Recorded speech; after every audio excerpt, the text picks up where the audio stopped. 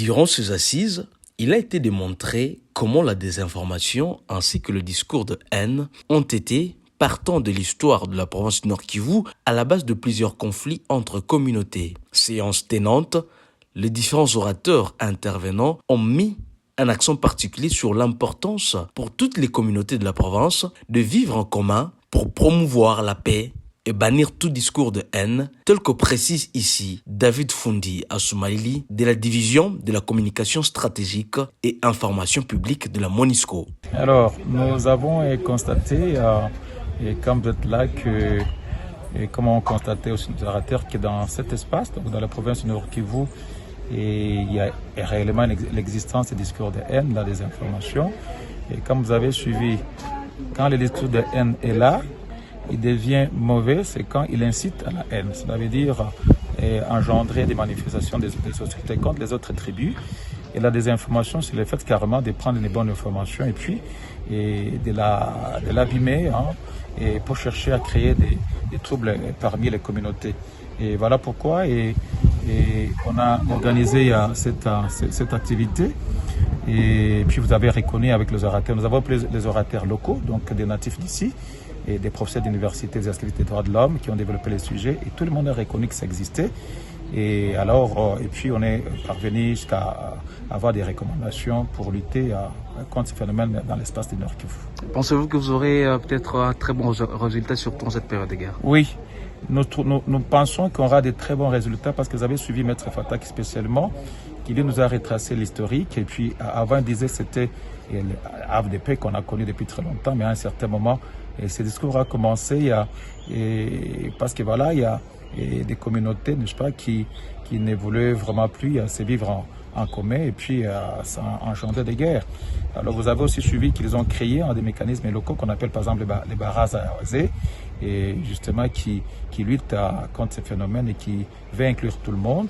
Et c'est un espace où les gens se parlent franchement et pour éviter que cela ne puisse être exacerbé. Et nous pensons qu'avec ces genres d'ateliers, on a eu tout le monde, on a eu les associations et différentes associations qui sont venues participer. Nous espérons qu'à l'issue de ces grands ateliers, et les gens qui sont là, qui vont aller faire la restitution auprès de leurs bases respectives. Je pense qu'avec l'effet d'amplification, vous avez suivi qu'il y avait des artistes qui ont participé avec le même contenu et puis à la fin, ils invitaient toujours vivre en commun.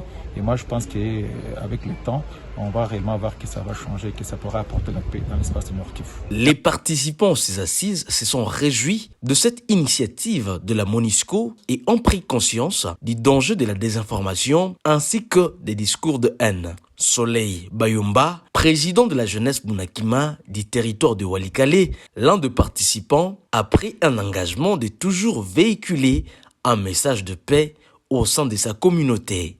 Je suis en train de remercier la MONUSCO pour cette séance, pour nous donner les informations sur la lutte contre les discours de haine, parce que nous étions ignorants à un certain moment, parce que il y avait des informations qu'on était en train de relayer dans les réseaux sociaux. Tout ne sachant pas que cette information pourrait avoir des conséquences néfastes dans les jours à venir. Mais aujourd'hui, avec cet enseignement que la MONUSCO venait de nous donner, nous venons d'avoir plus des informations qu'il ne faut pas relayer un message que vous ne connaissez pas normalement. Quelle est l'intention de ces messages? Parce que nous venons d'apprendre que tout discours de haine dépend de l'intention du message qui a été donné. Mais aujourd'hui, nous connaissons déjà qu'il ne faudrait pas relayer n'importe quel message dans les groupes des réseaux sociaux, voire même dans nos quartiers ou voire dans nos avenues, parce que nous ne connaissons pas l'intention de ce message qui a été donné. La MONUSCO a bien fait de donner cet enseignement. C'est à nous. Nous sommes en train de dire que nous sommes maintenant les porte-messages. Nous allons donner ce message à tous nos frères et sœurs de la province du Nord Kivu, voire de la RDC, pour qu'ils laissent aussi à relayer le message, qu'ils ne savent pas réellement l'intention de ces messages. Il a été démontré que le discours de haine ont plusieurs fois engendré les conflits menant à la guerre entre les communautés de la province du Nord Kivu. L'acceptation mutuelle ainsi que le vivre en commun tout en luttant contre la désinformation est aussi une voie pouvant mener à la paix et à une vie paisible pour les communautés nord-kivusiennes.